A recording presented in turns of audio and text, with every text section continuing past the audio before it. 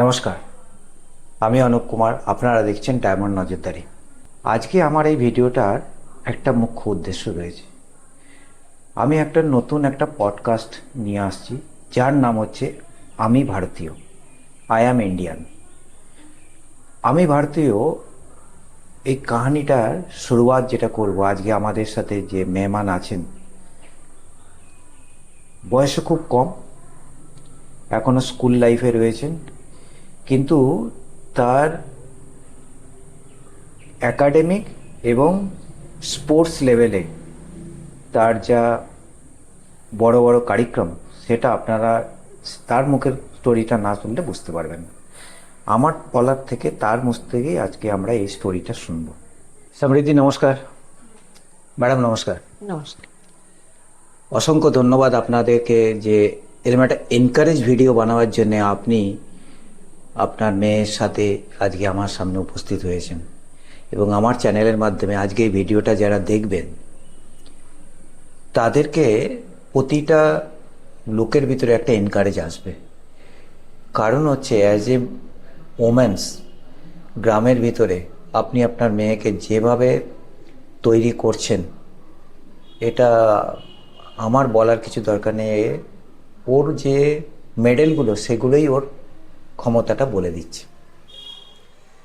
আপনি বলুন, হঠাৎ করে আপনি এইরকম ধরনের একটা বড় ডিসিশন কি করে নিলেন? ও যেহেতু মেয়ে, সেই জন্য আমি সেলফ ডিফেন্সের জন্যই ওকে ক্যারাটেতে প্রথমে ভর্তি করিয়েছিলাম। আচ্ছা।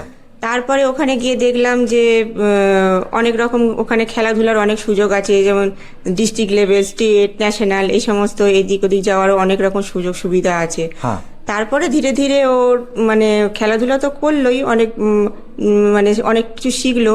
আর তারপর এই সমস্ত জায়গায় পার্টিসিপেট করেও ও অনেক অনেক মেডেল পেলো, অনেক কিছু জিতলো। আর এইভাবেই ধীরে ধীরে এগোচ্ছে ওর ক্যারাটের। ওকে। বচপনে আমরা একটা গ্রামের ভিতরে আমরা যেটা দেখে থাকি, বিশেষ করে মেয়েদের ক্ষেত্রে প্রতিটা বাবা মার যেটা থাকে, একটা আনসিকিউর ফেল করে প্রতিটা বাবা মা, কি আমার মেয়ে কিভাবে থাকবে, তার সমাজে কতটা সিকিউর আছে বাইরে, কারণ তাদের পড়াশোনা সমস্ত কিছু থাকে।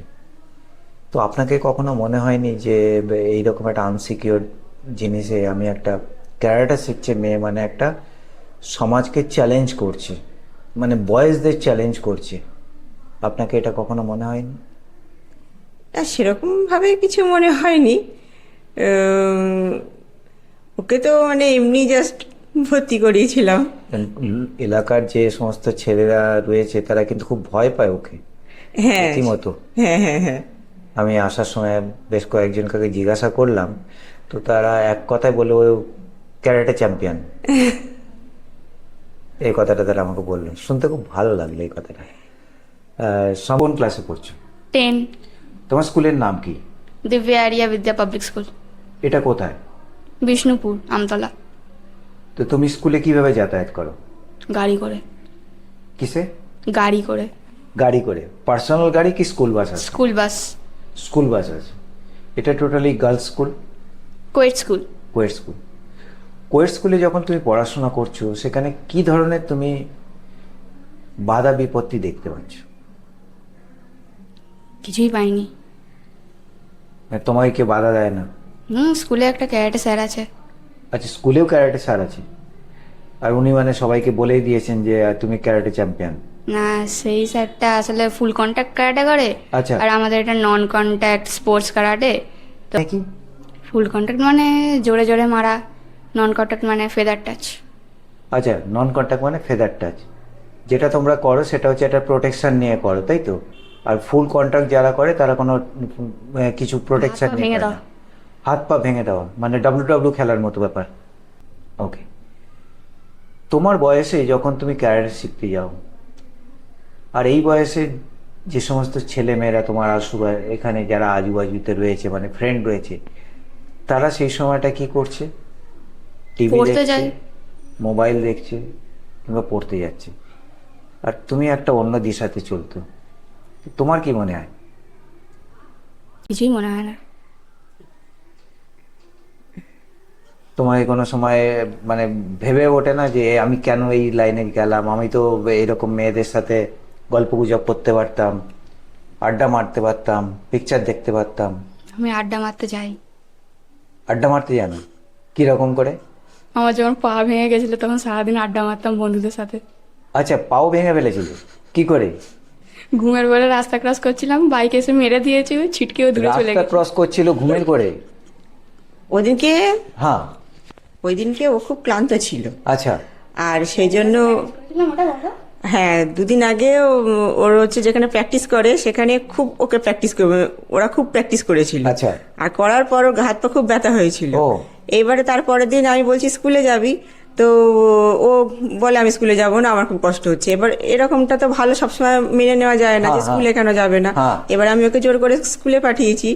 এবারে ও হচ্ছে মানে এতটাই ক্লান্ত ছিল যে মানে প্রায় আধা ঘুম আধা জাগন্ত এরকম ভাবে গেছে। এবার রাস্তাটা ক্রস করতে গেছে, ভালো করে দুদিক দেখেনি, একটা দিক দেখেছে, আর তারপরে যে রাস্তাটা ক্রস করতে গেছে একটা বাইক এসে ওকে ধাক্কা মেরেছে, ও, আর ওর ডান পাটা ফ্র্যাকচার হয়ে গিয়েছিল। এটা খুব বড় ধরনের হতে পারতো। হ্যাঁ, অনেক বড় ধরনের হতে পারতো। মানে একদিক এই রাস্তার এদিক থেকে ওদিকে ছিটকে চলে গিয়েছিল। ওর যে মানে ব্রেনে চোট হয়নি বা অন্য কোথাও চোট হয়নি সেটা ভগবানের বড় আশীর্বাদ। হ্যাঁ হ্যাঁ, ভালো বলতে হয়। আর সেই দিন শুধুমাত্র পাটা একটুখানি মাইনর মানে হেয়ার লাইন ক্র্যাক হয়েছিল। আচ্ছা, এয়ারলাইন মাত্র ক্যারি, তারপরেও তুমি ক্যারাটে করছো এবং কম্পিটিশনেও গিয়েছো ওই অবস্থাতে? হ্যাঁ, আমি সেই দিন রাস্তায় পড়ে গিয়ে তারপর আবার অন দ্য স্পটে দাঁড়িয়ে গাড়ির জন্য দৌড়াচ্ছি। আমার স্কুলের গাড়ি আমার জন্য দাঁড়িয়েছে, আমাকে স্কুলে যেতে হবে। আচ্ছা, হ্যাঁ, স্কুলে চলে গেছি এবার। মানে এইটাই হয়েছে তোমার বাড়ি থেকে বেরোবার পরেই হয়েছে, এইখানেই হয়েছে ওই হ্যাঁ ডায়মন্ড হারবার ডায়মন্ড হারবার রোডে? তখন তোমার স্কুলে যাওয়ার ইচ্ছা ছিল, তো স্কুলে তুমি পৌঁছে গেছো। গাড়ি দাঁড়িয়ে আছে, ও স্কুলে যাবে। বাবা, ওর ওসব কোনো মানে ভ্রুক্ষেপ নেই যে ওর পা কিছু হয়েছে বা কি হয়েছে। ও শুধু একটাই লক্ষ্য, এখনো স্কুলের গাড়ি দাঁড়িয়ে আছে, মা যেহেতু আমাকে জোর করে স্কুলে পাঠিয়ে দিয়েছে তাই আমি স্কুলেই যাব, আমি আর অন্য কোথাও যাব না। তো ওই অবস্থায় তুমি স্কুলেও ওই গেলে? অবস্থা স্কুলে চলে গেল। স্কুলে গিয়ে আবার ক্লাসও করেছে কিছু, তারপরে যখন হাফ পিরিয়ড করেছে, তারপরে যখন টিফিন ব্রেকে তখন ওর মনে হচ্ছে যেন পাটা ব্যথা করছে। আচ্ছা। তখন আমি এদিকে অলরেডি ওদের প্রিন্সিপাল ম্যামকে ফোন করে বলে দিয়েছিলাম যে ও গাড়ি এরকম অ্যাক্সিডেন্ট হয়েছে, ওই অবস্থায় স্কুলে চলে গেছে। আপনি? তো সে যাই হোক, আমাকে এসে বলেছে অনেকে, তারপরে ও ওরকম স্কুলে চলে গেছে। এবার আমি সেইটা শুনে প্রিন্সিপালকে ফোন করেছিলাম যে ওর কিছু একটা হয়তো পাটা একটু ইয়ে হয়ে গেছে, ওকে একটুখানি দেখবেন। তারপরে উনি ফোন করে বলছেন যে স্কুল থেকে এসে নিয়ে যান। ও, তারপরে তো স্কুল থেকে এসে নিয়ে গিয়ে তারপরে ডাক্তার দেখে বললো, এই এক্সরে করে দেখে বললো যে হেয়ার লাইন ক্র্যাক হয়েছে, প্লাস্টার করতে হবে। আর তার 1 মাস পর ওর খেলা। সেই প্লাস্টার হয়ে অবস্থায় তখন বেডে? হ্যাঁ, বেডে, কোনো প্র্যাকটিস নেই, কিচ্ছু নেই, ওই অবস্থায় বেডে। এবার ওর জেদ, ও খেলতে যাবে, 1 মাস পরে ও খেলতে যাবে। কোথায়? উড়িষ্যাতে? Orissa East India championship. East India champion? হ্যাঁ। তো গিয়েছিল কি? হ্যাঁ, গিয়েও ছিল। ওই অবস্থাতেই? ওই অবস্থাতে ডাক্তারকে বলে প্লাস্টার আমার কেটে দাও, প্লাস্টার এরকম থাকলে হবে না, আমার খেলা আছে। মানে খেলা 3 দিন আগে প্লাস্টার কেটে হ্যাঁ। ও খেলতে গেছে, তাও পা ভালো করে ফেলতে পারছে না, করতে পারছে না, ওই অবস্থায় ও খেলতে গেছে। কিন্তু সেটা ওই অবস্থায় কি খেলা যায় ওরকম ভাবে? তো ওখানে কিরম খেললে, মানে খেলাটা কিরম হলো তোমার? ফার্স্ট রাউন্ডে 3-6 হেরে গেছি। আচ্ছা আচ্ছা, ওকে। তার মানে পরের রাউন্ড আর হয়নি? আচ্ছা আচ্ছা। ওই ভাঙা পায়ে যে অপোনেন্ট ছিল তার মাথায় ঢাস করে একটা মেরেছি। হ্যাঁ, এটা সত্যি একটা খুব মজাদার স্টোরি আপনি যেটা বললেন, এবং খুব ডেয়ারিং বালা স্টোরি এটা। তোমার সব থেকে প্রিয় খাবার কি? ফুচকা। ফুচকা? ফুচকাটা মনে হয় সবাই খেতে ভালোবাসে, মহিলারা, কি বলেন? ফুচকা তুমি কোথায় খেতে যাও? এখানেই? আমাদের পাড়ায় একটা কাকিমা আছে, তার কাছে খাই। তো একসাথে কতগুলো ফুচকা তুমি খেতে পারো? জানি না, মানে 100? না না, অত না। 100 ফুচকা হয় না? লাস্ট টাইম 50টা খেয়েছিলাম। 50টা ফুচকা খেয়েছিলে বিয়ে বাড়িতে? বিয়ে বাড়িতে? আমার টিউশন টিচারের বিয়ে ছিল। আর তারপর আবার ডিনারও করেছিলে? না, ডিনার করিনি। তো ফুচকা খেয়ে চলে আসলে? হ্যাঁ, ফুচকা খেয়েছি, ডাল ভাত খেয়েছি, মিষ্টি খেয়ে পালিয়ে এসেছি। তো পুরো তো লস হয়ে গেল, বিয়ে বাড়ির এত কিছু আইটেম ছিল। ও বিয়ে বাড়িতে গেলে কিছু খায় না, ও শুধু ওই ফুচকাই খায়, আর ওর খাবার হচ্ছে ডাল ভাত আর রসগোল্লা। ডাল ভাত আর রসগোল্লা? হ্যাঁ, না মাছ না মাংস না অন্য কোনো তরকারি, কিচ্ছু না। ও তো এক প্রকার ভেজিটেরিয়ান, ও মাছ মানে মাংস- বাড়িতেও খায় না? বাড়িতেও মাছ মাংস, মাংস তো খাই না। হ্যাঁ। আর মাছটা একটু ছাড়িয়ে দিয়ে ভাতে মাখিয়ে দিলে তাও একটুখানি খায়। হ্যাঁ। আর নয়তো ও পুরো ভেজিটেরিয়ান, ও খায় না। ও, ডিম খাই। ডিমটা খায়। ডিমটা? ডিমটা খায় বলতে আপনার হচ্ছে ওই সকালবেলা যখন স্কুলে যায় হ্যাঁ। তখন ওই ভাতের সঙ্গে ডিমটা মাখিয়ে দিলে ও খায়, আর নয়তো ওই আর হচ্ছে চিংড়িটা খায়, এইটুকু। গেরি খাই। গেরি? হ্যাঁ, গেরি খায়। আমাদের পুকুরে গেরি হয়, আমাদের তো গ্রামের দেশে গেরি তো পাওয়া যায়। আচ্ছা, কি করে ওটা হয়?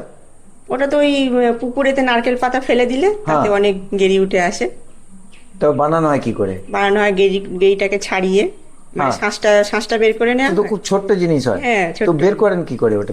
সেফটিপিন দিয়ে। সেফটি পিন দিয়ে? হ্যাঁ ওই ছোট ভিতরে সেফটি পিন দিয়ে ওটা বেরিয়ে যায়? হ্যাঁ, বেরিয়ে যায়।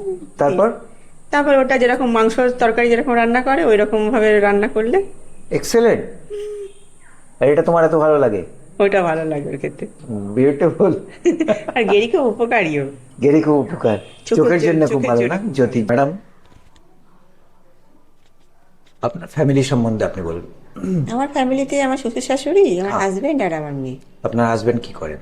আমার হাজবেন্ড হোটেল ম্যানেজমেন্ট করে, উনি হোটেল শেফ।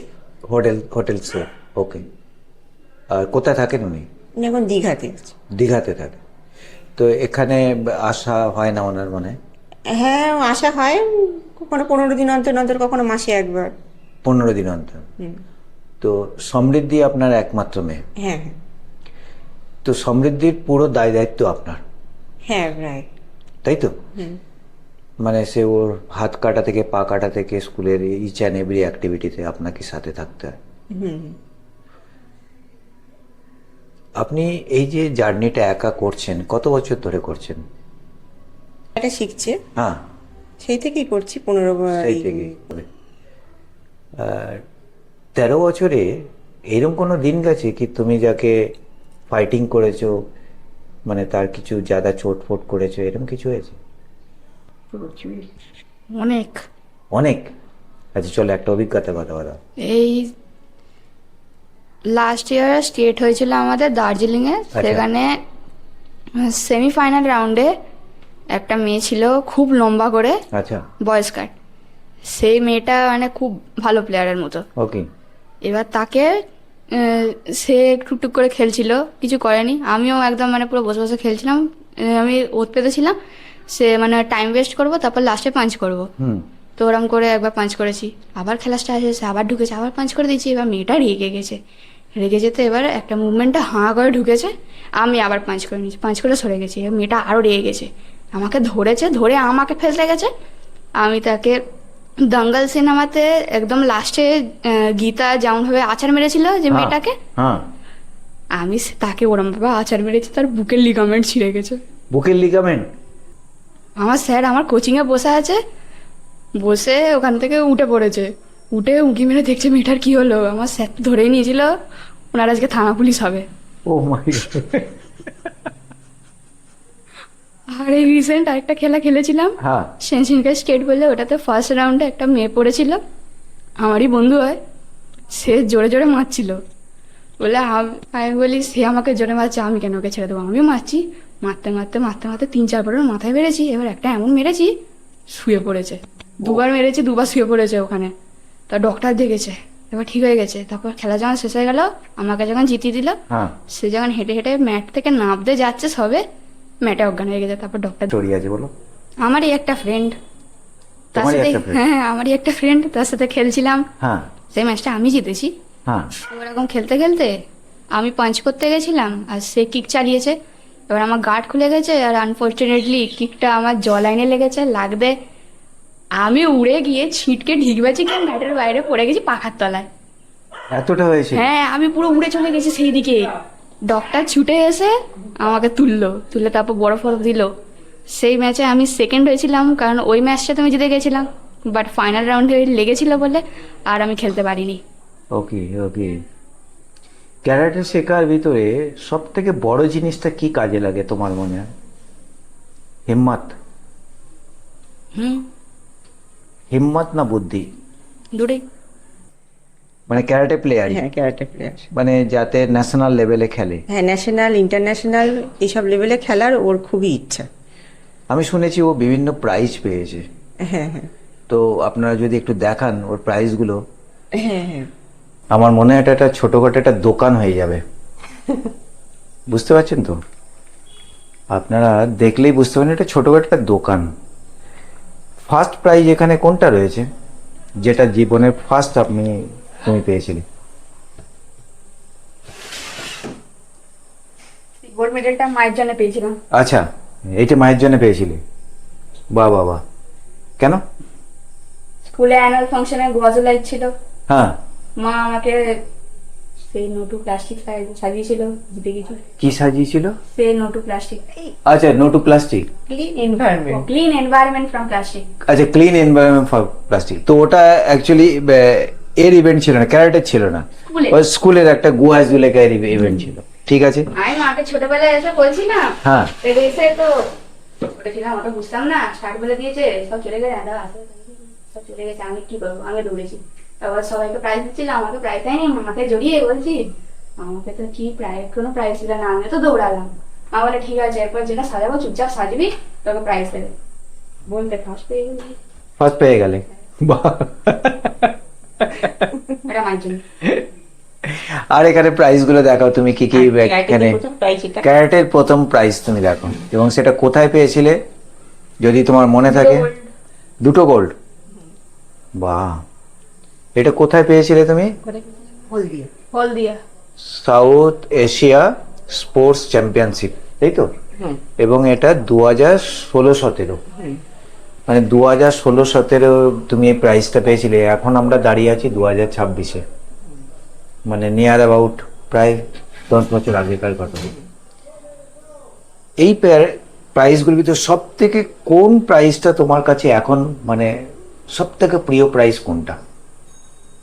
তোমাকে যদি আমি বলি এই সবগুলো প্রাইজের ভিতরে তুমি আমাকে একটা প্রাইজ চুজ করে বলো যে প্রাইজটাকে তুমি সব থেকে বেশি পছন্দ করো, কারণ সেই চ্যাম্পিয়নটা জিততে গিয়ে তোমাকে অনেক মেহনত করতে হয়েছে, অনেক ডেডিকেশন করতে হয়েছে। এরকম কোন জিনিসটা আছে? দুটো আছে। দেখাও। এটা কালকে যেটা পেয়েছি। এটা কালকে পেয়েছো? ওয়াও, এটা খুব দারুণ। ক্যারাটে ইন্ডিয়া কাল কিসের চ্যাম্পিয়ন ছিল? State championship. State championship. ওখানে তুমি কি হয়েছিলে? ফার্স্ট। এটা বড় কথা নয়, সম্মানটা বড় কথা, তাই তো ম্যাডাম? হ্যাঁ, এটা সম্মান। এটা সম্মান, এটাই তোমাকে আগে মোটিভেশন দেবে, এবং এই মোটিভেশনটা তোমাকে দেখে গ্রামে গঞ্জের আরো হাজার মেয়ে এই ক্যারাটে প্রতিযোগিতায় চান্স নেবে। আপনার কি মনে হয়? হ্যাঁ, অবশ্যই। সমৃদ্ধির জীবনের স্ট্রাগল কি আছে বলুন? ওর প্রচুর স্ট্রাগল আছে। ওকে। ও যেমন 2022 সালে ও প্রথম স্টেট ন্যাশনালের জন্য চান্স পায়, স্টেটে গোল্ড পায়, ন্যাশনালে যাওয়ার জন্য সুযোগ পায়।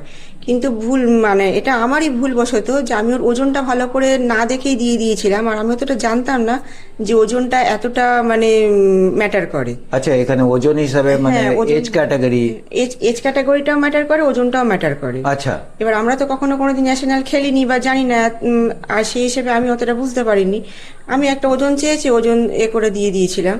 এবার ও -30-তে আমি ওকে খেলিয়েছিলাম, কিন্তু ওর ওজন ছিল -35, মানে ও। 35-এ দিলে তাহলে ওর খেলাটা ঠিক মতো হতো। ওর তখন ওজন ছিল 32।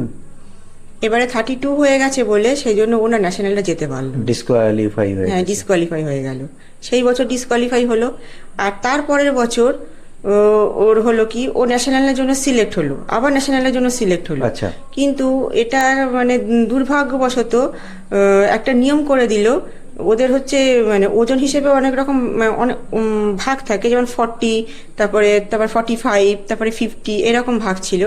এবারে কি তো সেই সময় কি করলো, খেলা হয়ে যাওয়ার পর ও ওদের কি করলো, দুটো ওজনকে পাঞ্চ করে দিল। আচ্ছা, দুটো ওজনকে পাঞ্চ করে দিলে, যেমন যেটা 45 ছিল সেটা -47 হয়ে গেল। আচ্ছা। এবার তার মধ্যে পড়ে গেল কি, দুটো মেয়ে পড়ে গেল, ও পড়ে গেল, আরেকটা মেয়ে পড়ে গেল। ও। ও 45-এ গোল্ড পেয়েছিল, আর আরেকজন পেয়েছিল 50-র মধ্যে গোল্ড পেয়েছিল। এবার যেহেতু 47-এ করে দিল, এবার 47-এর মধ্যে সেই মেয়েটাও পড়ে গেল যে 50-তে পেয়েছিল। আচ্ছা। এবার ওকে চান্স দিল আর একে চান্স দিল না, মানে এইরকম দুটো। তারপরের বছর হলো কি, এবার বয়সের দিক থেকে এমন একটা ব্যাপার করলো যে প্রথমে বললো যে একটা ওই এজ ক্যাটাগরি দিয়ে দিল, মানে কাট অফ ডেট দিয়ে দিল যে এই বছর এই তারিখে ওদের ডেট হতে হবে 14। ওকে। তখন ও 14-তে পড়েনি, 13-তে ছিল, ও খেলতে পারলো না। আর তারপরে বছর যখন ওই বছরই যখন 13 বছরে খেলা হলো, তখন হচ্ছে ওর বয়স হয়ে গেল 14। ও, মানে এটাও একটা দুর্ভাগ্য। এটাও একটা দুর্ভাগ্য। আর তারপরের বছর হলো কি, ভালো খেলছিল, মানে একদম পুরো ফর্মে ছিল, সব কটাতেও জিতেছিল, সব কিছুতে গোল্ড, সব স্টেটে গোল্ড, ডিস্ট্রিক্টে গোল্ড, আপনার ইস্ট ইন্ডিয়াতে চ্যাম্পিয়ন হয়ে, সেন্সিটিভ স্টেটে চ্যাম্পিয়ন হলো, সব কিছু হলো। তা যখন হচ্ছে ন্যাশনাল সিলেকশনে খেলতে গেল, তখন ম্যাটের বাইরে ওর পাটা পড়ে গিয়েছিল, ও, যার জন্য ডিসকোয়ালিফাই হয়ে গেল। একটা। তারপরের বছর এই হলো, ওর পাটা ভেঙে গেল, মানে পায়ে চোট, তারপরে হাতে চোট, অনেক জায়গায় চোট পেয়েছিল। চোটের জন্য খেলতেই পারলো না ভালো করে। তার মানে জার্নিটা স্মুথ ছিল না। স্মুথ ছিল না, আর এখনো সেরকম নেই। এখনো পর্যন্ত ন্যাশনালে স্টেট অবধি গেছে, স্টেটে অনেকবার গোল্ড পেয়েছে, কিন্তু ন্যাশনালটা আর হচ্ছে না, ন্যাশনালে সিলেক্ট হয়েও যেতে পারছে না। আর ইস্ট ইন্ডিয়াতেও গোল্ড পেয়েছিল। ইস্ট ইন্ডিয়াতে গোল্ড কতবার পেয়েছিলে? ইস্ট ইন্ডিয়াতে একবারই পেয়েছিল। আগামী দিনে একটা নেতাজি ইন্ডোরে একটা প্রোগ্রাম আসছে না ক্যারেটের উপরে, ওটাতে কি ন্যাশনাল কি আছে? ওটা একটা ইন্টারন্যাশনাল টুর্নামেন্ট। ওটা আমাদের ওপেন ইন্টারন্যাশনাল টুর্নামেন্ট। ওটা আমাদের সেন্সিনকাইয়ের তরফ থেকে করা হয়। আমাদের যিনি হানসি প্রেমজিৎ সেন আছেন, উনি ওটা অর্গানাইজ করেন। আচ্ছা। তো ওখানে দেশ বিদেশ থেকে সমস্ত ছেলেমেয়েরা আসে ওখানে পার্টিসিপেট করতে, অনেক রকম দেশ। তুমি তোমার লোকাল ছাড়াও তোমার বাইরের স্টেটের সাথে তোমাকে লড়াই করতে হয়, মানে ছেলে মেয়েদের সাথে? হ্যাঁ। এবং আদার কান্ট্রির সাথে হয়, যখন ইন্টারন্যাশনাল হবে তখন আদার কান্ট্রি ভালো হবে। হ্যাঁ, আদার কান্ট্রি। তো তাদের প্রশিক্ষণ কিরকম লাগে তোমাকে, মানে তারা কতটা অ্যাক্টিভ?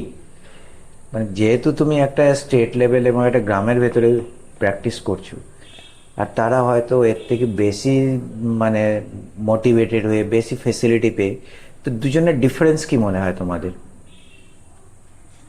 আমাদেরকে তো বুঝতেই পারিনি আজ পর্যন্ত।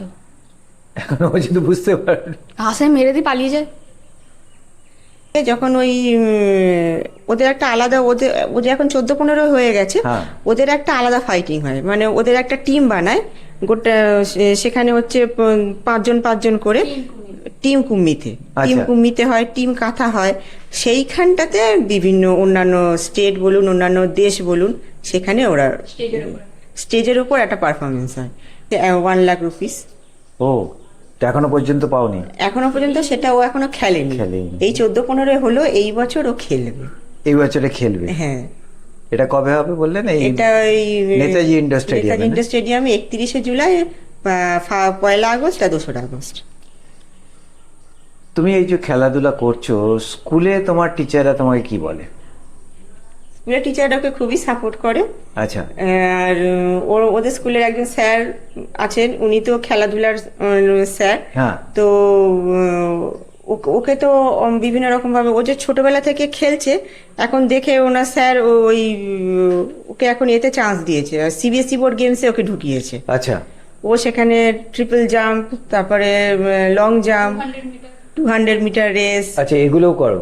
হ্যাঁ, এইগুলোতে ও হচ্ছে স্কুলের তরফ থেকে প্রথম কোন স্টুডেন্ট, শুধু মেয়ে না, প্রথম কোন স্টুডেন্ট যে সিবিএসসি গেমসে প্রথম ব্রোঞ্জ মেডেল এনেছে স্কুলের তরফ থেকে আগের বছর। ফার্স্ট মেডেল এনেছে। First medal. হ্যাঁ। বাবা মার ভিতরে সব থেকে কাছের মানুষ তোমাকে কাকে মনে হয়? মাকে। সমৃদ্ধি, ফেভারিট ফুড কি? ম্যাঙ্গো। ফেভারিট প্লেস কোথায়? বাড়ি। ফেভারিট তীর্থস্থান? কিছুই না। Favourite sports? ক্যারাটে। দুটো অপশন যদি তোমাকে দেওয়া যায়, এক হচ্ছে ক্যারাটে বন্ধ করে দাও, আর স্টাডিতে ধ্যান দাও। তুই কোনটা ক্যারাটে। করবি? ক্যারাটেকে চুজ করবি। ও যেন না হয়, এবার এলে ক্লাস নেবো আমার বাপের। ও শুধু আঁশফলের জন্য এরকম জাল দিয়ে রেখে দিয়েছে। কি আসবার বাদুর খাবে, কি অসুবিধা হয়েছে? একটা প্রাণী একটা খাবার খাবে, কোনো অসুবিধা হচ্ছে? আমরা নাই খেলাম। সে রাতের বেলা, সে কটা বাজে তখন, 12টা বোধহয় বাজে, তখন তুমি জেগে থাকে। হ্যাঁ, এখান থেকে মই নিয়ে গিয়ে টেনে নামিয়ে ওখানে ডাল আঁকশি দিয়ে সে জাল ছিঁড়ে সে পেঁচাটাকে নামিয়েছে। ও। জাল কেটে কেটে আবার পেঁচাটাকে নিয়ে হাতে করে ফটো তুলছে, তুলে ওটুকুনে আদর টাদর করলো, করে আবার ছেড়ে দিল। মানে আমি যখন কুকুরটার সাথে খেলছিলাম, হঠাৎ করে ওই পার দিয়ে কি একটা এসে জালে আটকে গেছে। আমি বলি, ওপর দিয়ে আওয়াজ কি হচ্ছে? তো তারপর ওপর দিকে তাকে একটা পেঁচা এলে, হাই দে, তারপর লাঠি দিয়ে একটু খোঁচা মারছি, কোথাও পালিয়ে যাবে। সে পেঁচা তো পেঁচা আরো বেশি আটকে গেছে। তোর বাবা ওপর থেকে সিঁড়িটাকে নামিয়ে সিঁড়ির ওপর উঠে খোঁচা মেরে যাচ্ছে, তবুও আর ছাড়েনি। তারপর আঁকছি ছিঁড়ে ওটাকে নামিয়ে আমি ধরে আছি, মা তারপর কাঁচি দিয়ে জালটাকে গোটা কাটে, তারপর একটু আদর করে মন্দিরের ওপর বসিয়ে দিয়েছে। সে তবু যায়নি, আমার দিকে কটকট করে এভাবে চেয়ে আছে, এরকম বড় বড় চোখ। সে আমার দিকে চেয়ে আছে, আমিও তার দিকে চেয়ে আছে। এটা যা, সে যাবে না, সেরকম চেয়ে আছে। তারপর পুকুরের ওই পার থেকে একটা তার মা হয়তো এরকম গুগু করে ডাকলো, চলে গেল। বেশি বড় নেই, এইটুকু ছোট্ট একটা পেঁচা। ও জন্তু জানোয়ার খুব ভালোবাসে। খুব ইমোশনাল। হ্যাঁ, ওই কুকুর, যে কুকুরটা আমাদের ঘরে আছে, হ্যাঁ, কুকুরটাকে তো পুরো প্যারালাইসিস হয়ে গেছিল এরকম কুকুর। তার অন্য একটা কুকুর কামড়ে তার পা ভেঙে দিয়েছে। আপনাদেরকে অসংখ্য ধন্যবাদ। আজকে আমার এই চ্যানেলের মাধ্যমে এই যে আমরা শোটা করলাম, আমি ভারতীয়, আই অ্যাম ইন্ডিয়ান। আপনাদের এই শোটা দেখে অনেক যারা আমাদের এলাকার যারা ড্যাডি মাম্মি রয়েছে এবং যারা সমাজসেবক, যারা যুবতী মানে ইউথ যারা রয়েছে, তারা এই ভিডিওটা অবশ্যই দেখবেন। আর তাদেরকে আমাদের একটাই রিকোয়েস্ট, বেশি বেশি করে এই ভিডিওটাকে লাইক অ্যান্ড শেয়ার জরুর করুন। Thank you so much. আমি ভারতীয়, I am Indian. So I am ইন্ডিয়ানের এই এপিসোডটা আপনারা প্লিজ দেখবেন, লাইক করবেন, সাবস্ক্রাইব করবেন। আর এইরকম ধরনের আরও বেশি করে ভিডিও আনার জন্যে আপনাদের যদি কোনো জান পেহচানওয়ালা কেউ থাকে এরকমভাবে গ্রামে গঞ্জের ভিতরে, সেটা আমাকে অবশ্যই জানাবেন। আমার চ্যানেলের নাম হচ্ছে ডায়মন্ড নজরদারি। আমার এই ভিডিওটা দেখার জন্য অসংখ্য ধন্যবাদ। Thank you so much. জয় হিন্দ, বন্দে মাতরম।